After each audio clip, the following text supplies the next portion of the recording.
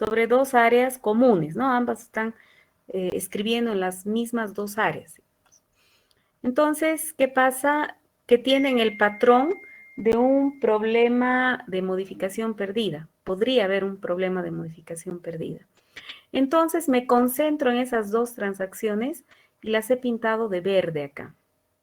Si vemos, T1 escribe X antes que T2 escriba X. Sí.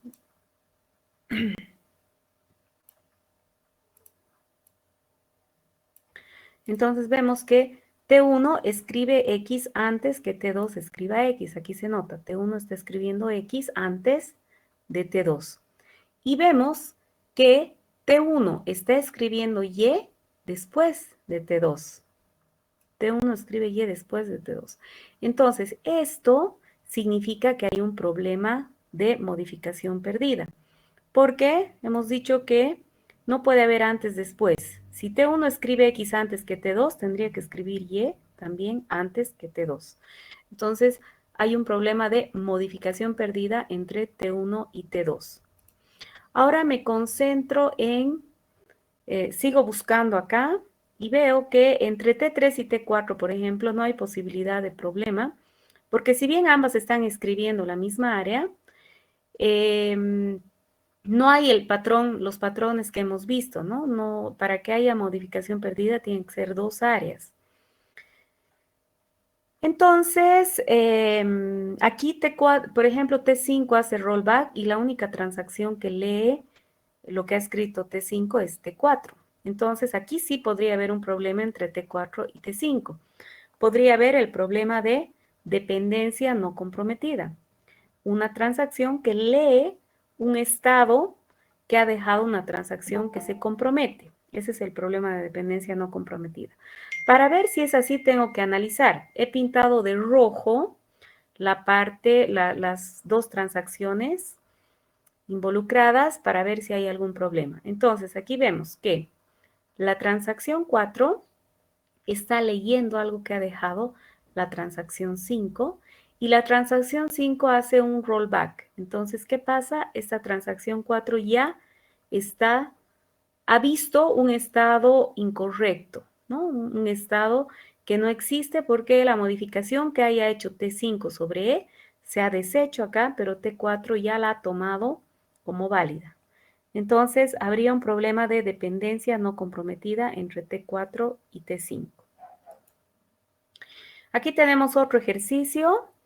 Es un plan de ejecución muy parecido al anterior, pero he cambiado un poco el orden. Si ustedes se fijan, este plan de ejecución es correcto, o sea, es seriable, porque siendo no serial es correcto. Fíjense que aunque T1 y T2 escriben en las mismas áreas, vemos que T1 escribe X antes que T2 escriba X y T1 escribe Y antes que T2 escriba Y. O sea que entre T1 y T2 no hay problema. Entre T4 y T5 vemos que la transacción 4 lee después del rollback. Entonces no va a haber el problema de dependencia no comprometida.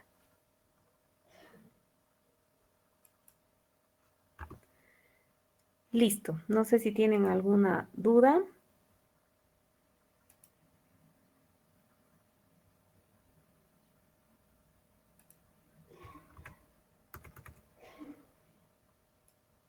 ¿No hay dudas?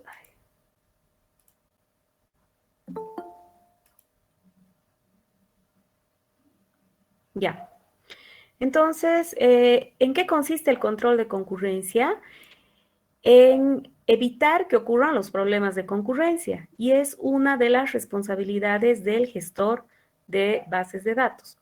Entonces, el gestor aplica mecanismos para asegurar que ninguna transacción concurrente interfiera con las otras. En otras palabras, para validar que se cumpla con la propiedad de aislamiento, que aunque las transacciones estén conviviendo, estén activas al mismo tiempo, trabajando sobre la misma base de datos, no interfieran entre ellas, no ocurran esos errores que habíamos visto. Entonces, existen dos técnicas fíjense un detalle, que a través del control de concurrencia, el gestor lo que hace es construir planes de ejecución correctos. O sea, planes de ejecución ya sean seriales o no seriales correctos, ¿no? Sabemos que los seriales son siempre correctos. Entonces, a través de ese mecanismo va a asegurar que cualquier plan de ejecución que se ejecute cuando hay varias transacciones activas al mismo tiempo sea correcto. Existen dos técnicas, la técnica de locking y la técnica de timestamps. Vamos a ver ahora la técnica de locking. O sea, en realidad existen más técnicas, pero estas son las más conocidas. Entonces, la técnica de locking, que es en realidad la más usada, lo que hace es regular el acceso concurrente a áreas de la base de datos. Entonces, les explico mejor acá. Entonces, lo que hace el gestor para trabajar con la técnica de locking es dar permisos a las transacciones para que puedan trabajar sobre la base de datos. Entonces, yo tengo una transacción 1 que quiere leer X, pide permiso. ¿Puedo leer X? Entonces, el gestor, si nadie está trabajando con X, le da permiso, y darle permiso para leer es darle un bloqueo compartido sobre X. Otras transacciones pueden tener el mismo permiso, o sea, todas las transacciones o más de una transacción pueden tener permiso para leer X simultáneamente. Simultáneamente en el sentido de que todas estas transacciones están activas, han iniciado con begin transaction y están haciendo sus diferentes operaciones, y aquí hay un select, tal cosa, ¿no? Que involucra el área X. Entonces, si todas estas están activas, todas pueden leer. O podría ser que, digamos, no necesariamente todas, ¿no? Pero la cosa es que puedo tener bloqueo compartido. Por eso se llama bloqueo compartido. Entonces, todas estas transacciones tienen permiso para leer X, pero solamente para leer.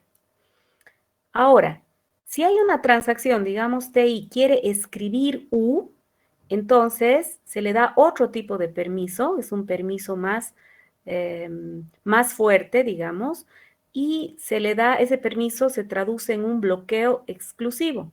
Entonces la transacción TI tiene un bloqueo exclusivo sobre U. Si es que tiene ese bloqueo, en realidad tiene permiso para escribir y hacer lo que quiera con U, es decir, escribir o leer. Pero si tiene el bloqueo exclusivo, en realidad se lo dieron porque quiso escribir. Ahora, ¿qué escenarios no se pueden dar? Los que están aquí pintados de rojo. No se puede dar que dos transacciones tengan bloqueo exclusivo al mismo tiempo, o que una tenga bloqueo compartido y la otra bloqueo exclusivo sobre la misma área, obviamente, ¿no? Entonces, para que se dé bloqueo exclusivo, esta transacción tiene que estar solita acá. O sea, no se puede compartir el bloqueo exclusivo. Por eso es exclusivo. Excluye a todos los demás, ¿no? Entonces, estos escenarios no se pueden dar. Otro escenario que sí se puede dar es que si una transacción pidió permiso para leer, va a tener un bloqueo compartido. Pero luego quiere escribir en la misma área, entonces va a pedir que ese su permiso se haga más fuerte para volverse bloqueo exclusivo. Si es que nadie más está trabajando, nadie más está con bloqueo compartido, entonces le van a dar el permiso más fuerte y su bloqueo compartido se va a volver bloqueo exclusivo. Pero si teniendo bloqueo compartido quiere luego escribir ahí mismo, pero hay otra transacción que tiene bloqueo compartido, entonces no va a poder, no se le va a dar ese bloqueo exclusivo, ¿no? Por eso he puesto de rojo. Este escenario no se puede dar. Tampoco se puede dar que, digamos, esta transacción tiene permiso para escribir S y ahora quiere leer S. No, su bloqueo exclusivo no se va a convertir en bloqueo compartido, simplemente va a leer porque ya tiene permiso para hacer lo que quiera con S, ya sea leer o escribir. Entonces, un bloqueo más fuerte no se puede hacer más débil, no puede ocurrir esto, pero sí un bloqueo más débil se puede hacer más fuerte, esto sí puede ocurrir. Esa es la idea de la técnica de locking. Entonces, fíjense, el DBMS lo que tiene es un registro de todas las áreas de la base de datos que están bloqueadas. Y si es que hubiera algún bloqueo, entonces controla para que las otras transacciones no interfieran con el acceso a la base de datos, ¿no es cierto? Eso es lo que explico acá. Entonces, la técnica de locking regula el acceso concurrente a áreas de la base de datos compartidas mediante bloqueos. ¿Por qué se llaman compartidas? Porque todos podemos acceder, todas estas transacciones están trabajando con la misma base de datos. Entonces están compartiendo la misma base de datos, están compartiendo acceso a las mismas áreas. Podría eventualmente accederse a las mismas áreas, ¿no? Entonces, lo que se hace en esta técnica es que cuando una transacción quiere realizar una operación sobre un área concreta, entonces tiene que pedir permiso. Ese permiso se va a traducir en un bloqueo sobre esa área.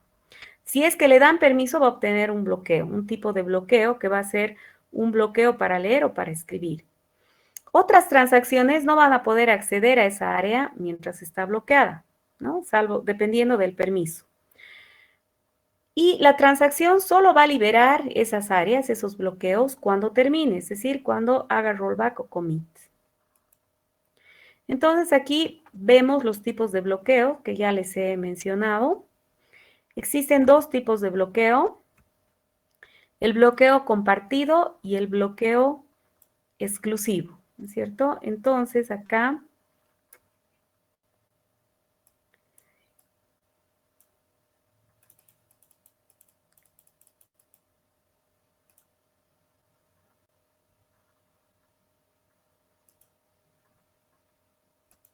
ya. Bloqueo compartido y bloqueo exclusivo. ¿Qué significa el bloqueo compartido? Si T tiene bloqueo compartido sobre X, por ejemplo aquí TJ tiene bloqueo compartido sobre X, T tiene derecho a leer X. Otras transacciones podrán tener también bloqueo compartido, es lo que les decía acá, que pueden ser varias transacciones que tengamos bloqueo compartido sobre una misma área. En este caso, estas 4 tienen bloqueo compartido sobre X. ¿Qué significa el bloqueo exclusivo? Si una transacción T tiene bloqueo exclusivo sobre X, que es este caso, T tiene derecho a leer y o escribir X, o sea, tiene derecho a hacer lo que quiera. Pero si tiene el bloqueo exclusivo es porque quiso escribir en realidad, pero luego también puede leer.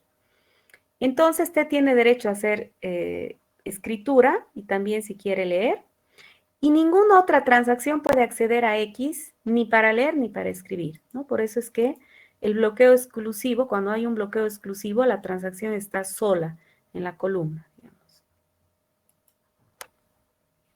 Entonces, ¿cómo funciona el algoritmo a partir de esta idea? Cuando una transacción TI, la vamos a pintar de verde para que aquí se note y podamos asociar, pero la voy a pintar ya. Cuando una transacción TI quiere leer X, entonces va a solicitar un bloqueo compartido sobre X. Si X está libre, libre significaría, por ejemplo, esto, T está libre acá. T está libre porque nadie está trabajando con T. Entonces, si X está libre, en este caso T, entonces TI obtiene el bloqueo compartido. Si estuviera libre, entonces obtendría el bloqueo compartido y por tanto podría ejecutarse la lectura. Si existe otra transacción TJ, vamos a pintar esta transacción TJ de otro color. Ya, de ese color, que es más o menos parecido a este. Entonces, si otra transacción TJ tiene ya bloqueo compartido Ay, perdón. Si otra transacción TJ tiene ya bloqueo compartido sobre X, es decir, tendríamos este caso. Hay otra, existe o TI está queriendo leer X. Pero hay otra transacción, TJ en este caso, que ya tiene bloqueo compartido, aunque no hubieran estos, ¿no?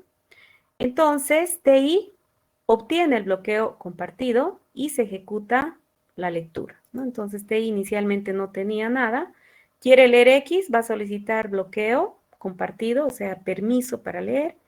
Entonces, como como no hay un bloqueo exclusivo sobre esa área, obtiene el bloqueo compartido y por tanto obtiene el permiso para leer. Si ya existe un bloqueo exclusivo de la transacción I sobre X, es decir, la transacción I ya tiene un bloqueo exclusivo sobre U, digamos. Entonces simplemente lee, porque ya tiene permiso para hacer lo que quiera. Nadie va a acceder a esa área. Entonces fíjense que su bloqueo se mantiene como exclusivo, pero lee. Ahora, si existe otra transacción que ya tiene bloqueo exclusivo sobre X, digamos esto. La transacción J ya tiene bloqueo exclusivo sobre X y ahora la transacción Y está queriendo leer. Entonces, como ya existe otra transacción TJ que tiene bloqueo exclusivo sobre Y, en este caso, entonces TI va a tener que esperar a que esta transacción TJ libere ese bloqueo para poder trabajar con Y. El otro caso es, si la transacción TI ya tiene bloqueo compartido, digamos, TI ya tiene bloqueo compartido sobre X, simplemente se ejecuta la lectura porque ya tiene el permiso para leer.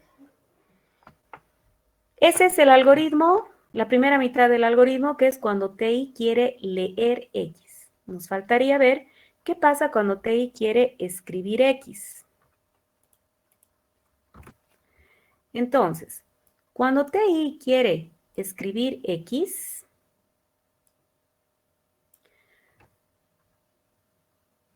va a solicitar un bloqueo exclusivo.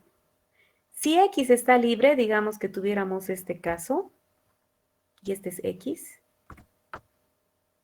que sea U. Si X está libre, entonces TI obtiene el bloqueo exclusivo. Entonces, obtiene bloqueo exclusivo porque está libre y por tanto se ejecuta la escritura porque tiene permiso.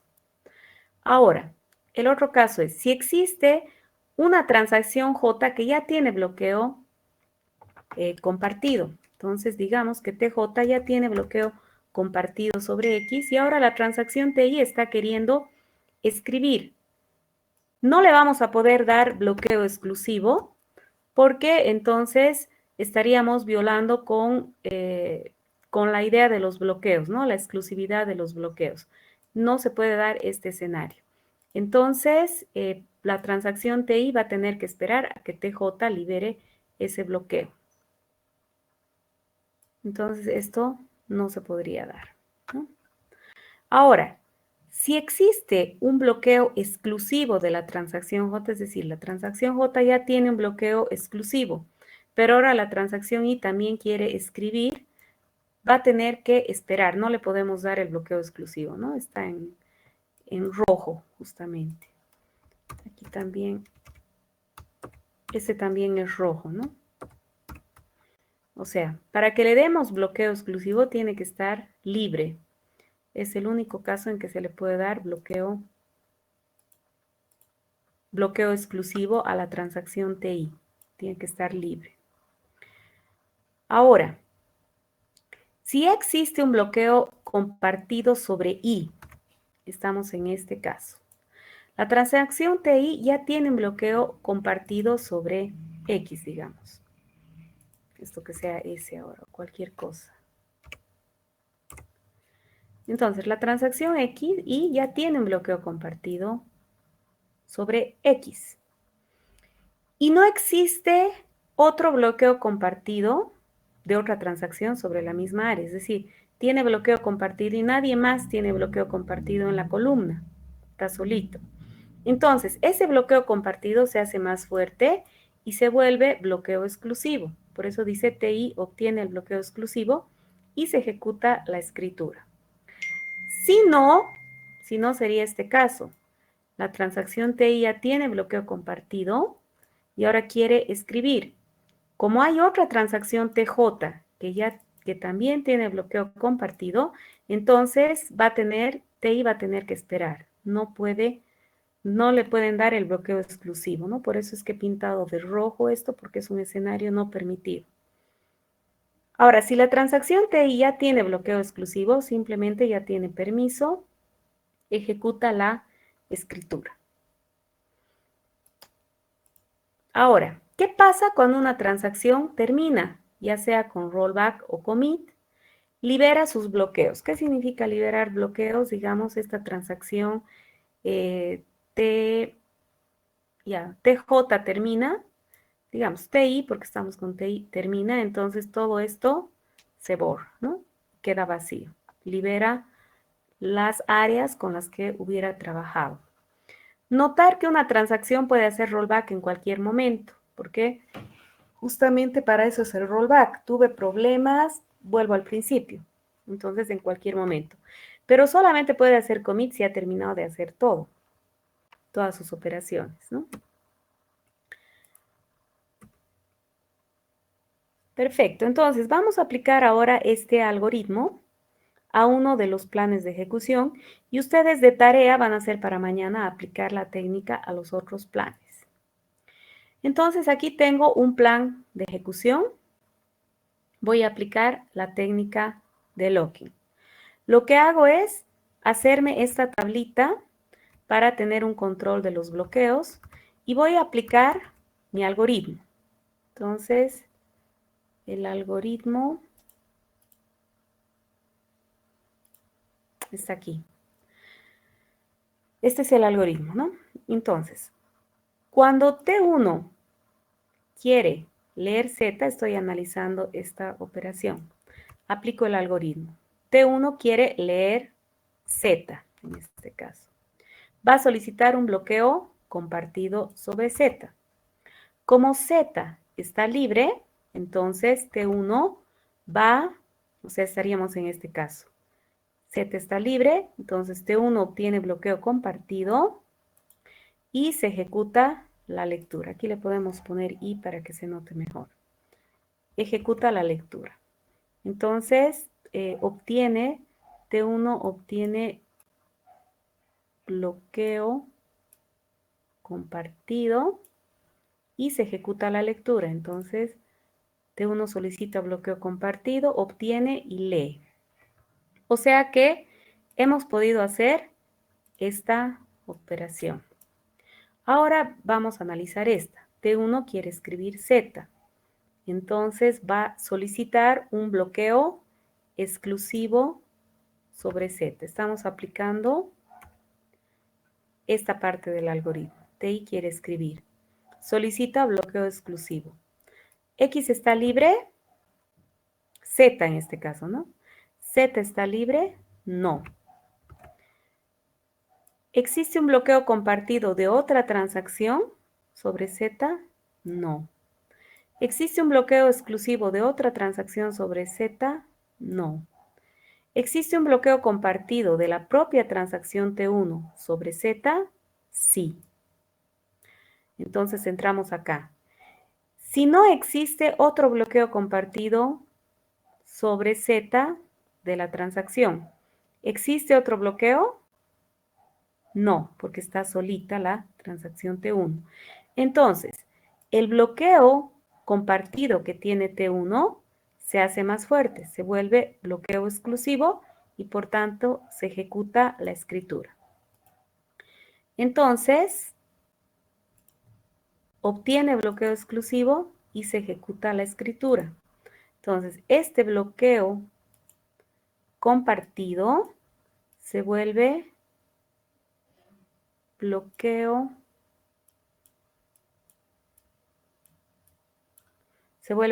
exclusivo. Perdón, la letra, Ya creo que así se entiende mejor. Entonces ya no hay este bloqueo compartido, se ha vuelto bloqueo exclusivo. Por tanto, tiene permiso de escribir. Ya se realizó esta operación. Ahora la transacción T2 quiere leer Y. Entonces va a solicitar un bloqueo compartido sobre Y. Como Y está libre, entonces T2 obtiene el bloqueo compartido y por tanto lee. Entonces aquí T2 tiene un bloqueo compartido.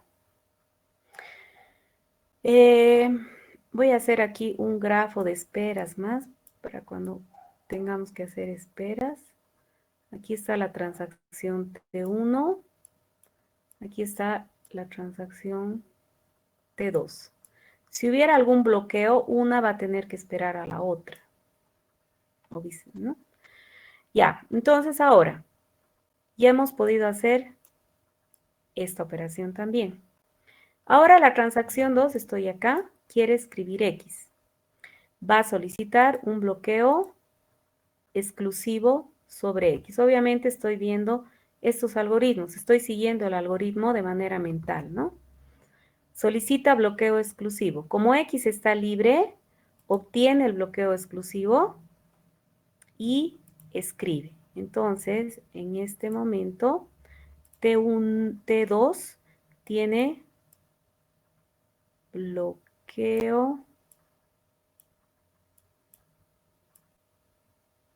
exclusivo sobre X.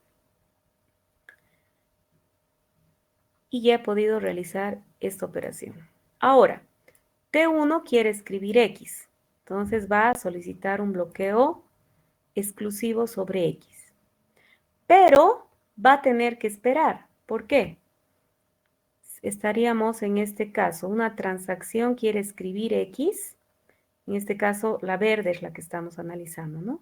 La transacción T1 está queriendo escribir X, pero resulta que hay una transacción TJ que ya tiene bloqueo exclusivo sobre X. Existe otra transacción T2 que ya tiene bloqueo exclusivo sobre X. Sería este caso. Entonces, TI tiene que esperar. ¿A quién va a esperar? A la transacción TJ, que termine la transacción TJ. Entonces, T1 espera y puedo representar eso de esta manera. T1 espera a la transacción T2.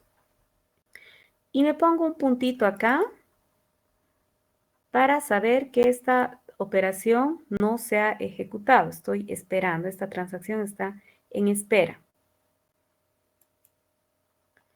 T2, bueno, tendría que supuestamente seguir, tengo que seguir el orden, tendría que hacer el commit 1.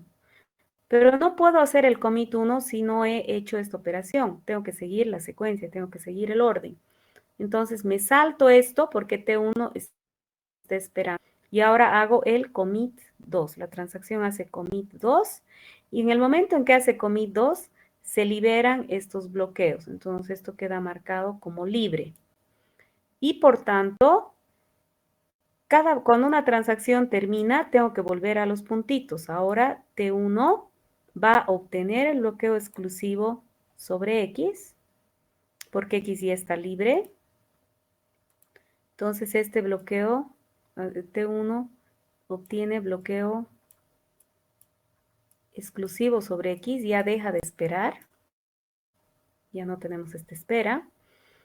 Escribe X y luego termina. Y entonces se ejecuta este plan. Fíjense que al aplicar la técnica de locking, el plan de ejecución que tenía inicialmente se ha modificado por ese control que está haciendo el gestor. No ha permitido que, en este caso, fíjense que esta transacción 2 ha empezado después de la transacción 1, no ha permitido que escriba antes, digamos, ¿no? Aunque aquí parece que no hay ningún problema de concurrencia, puede que haya entre estas dos porque hay lectura, ya. Pero el tema es que controla de esa manera. a través de la técnica del locking. No sé si tienen alguna pregunta.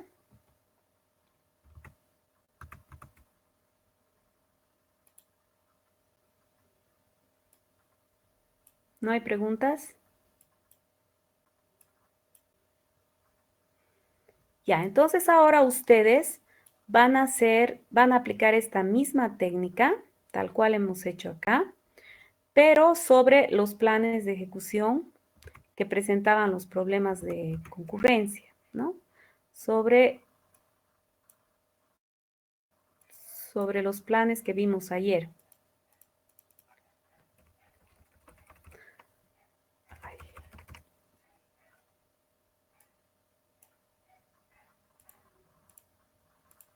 Sobre estos. Sobre este plan, sobre cada uno de estos. Acuérdense que estos con la carita triste tenían el problema de concurrencia. Entonces, ahora que si aplicamos la técnica, tienen que verificar si el gestor les permite seguir ese plan o no, ¿no? Haciendo esto. ¿Preguntas? Lice, disculpe. Sí. Entonces, ¿cómo podríamos saber si es que el gestor no nos permite al aplicar la técnica de locking? El gestor no va a permitir, no les va a dar el permiso si es que la transacción está esperando. Esto iba a ser otro día, pero como tenemos tiempito y con el otro grupo no hemos llegado aquí. Les muestro en SQL Server. O sea, cuando una transacción se ha iniciado,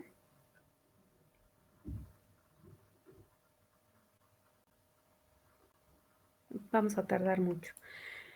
Cuando una transacción tiene begin transaction, o sea, acuérdense de las transacciones, ¿no? Implícitamente detrás de esto hay un begin transaction y hay otra transacción begin transaction desde otro sitio. A ver si ya cargó. Entonces, para convencerse y entender mejor, si quieren, pueden hacer esto, aunque vamos a dedicar una clase para eso. Entonces, digamos, ya, sobre esta base de datos vamos a trabajar. Vamos a hacer una nueva consulta.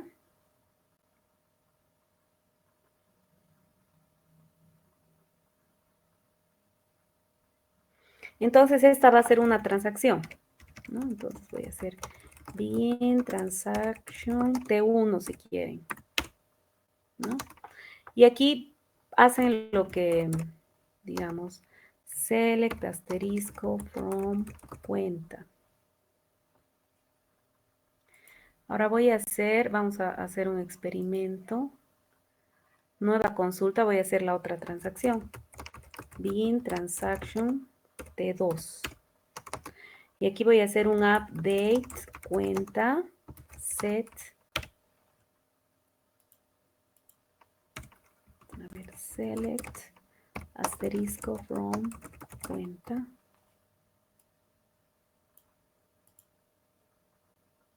Ya.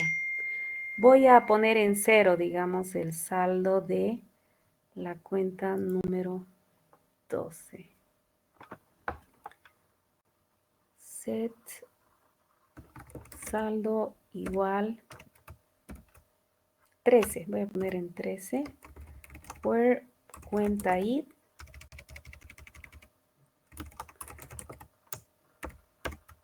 igual 1.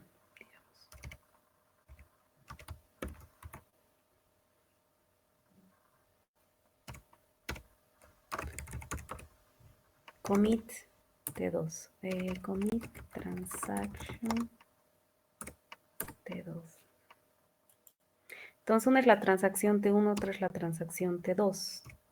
Este es commit transaction T1. Entonces, si yo ejecuto esto, el gestor ya sabe que T2 está activa. Vengo acá, ejecuto esto, T1 también está activa. En otras palabras, T1 y T2 son transacciones que están en ejecución simultáneamente porque las dos han empezado. Vamos a hacer un experimento. Yo voy a poder hacer esto supuestamente porque puedo tener bloqueo compartido. Me deja hacer.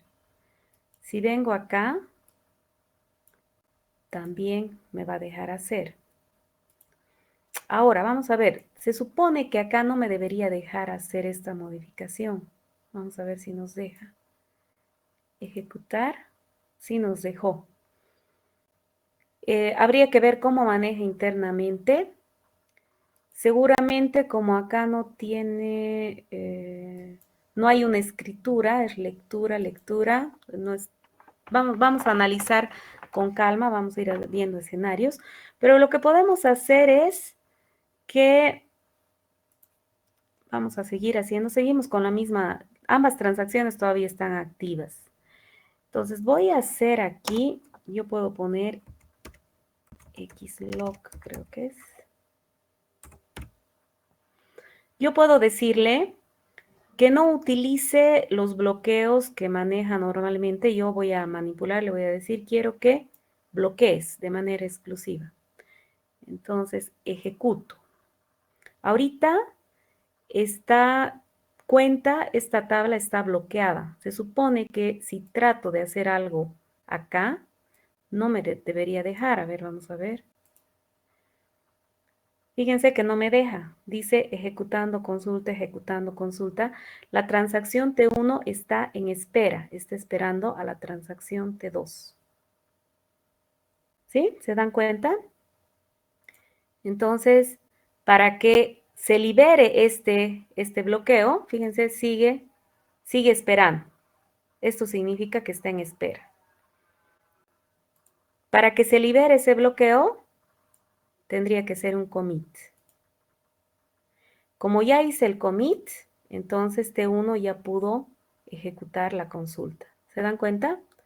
Entonces, no sé si con eso he respondido a tu pregunta, no sé si he entendido tu pregunta, si Sí, era Lisa, eso lo está que me bien. preguntas. Ya. Entonces, obviamente, lo que nosotros estamos haciendo acá es analizar los posibles escenarios, ¿no? Entender las técnicas, pero obviamente los gestores de bases de datos utilizan diferentes técnicas. Aquí solamente vamos a ver la idea de la técnica, la idea de los bloqueos. Vemos que SQL Server utiliza la técnica de locking porque está trabajando con bloqueos. Y estamos viendo cómo funcionarían esos bloqueos, ¿no es cierto? A partir de ese algoritmo. ¿Alguna otra pregunta?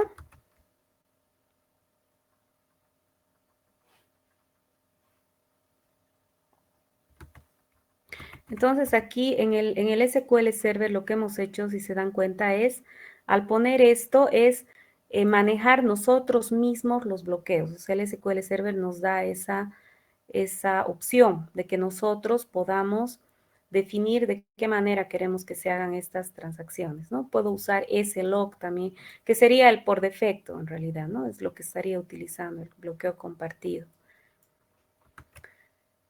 Ya, ¿alguna otra duda? Entonces voy a dejar de grabar.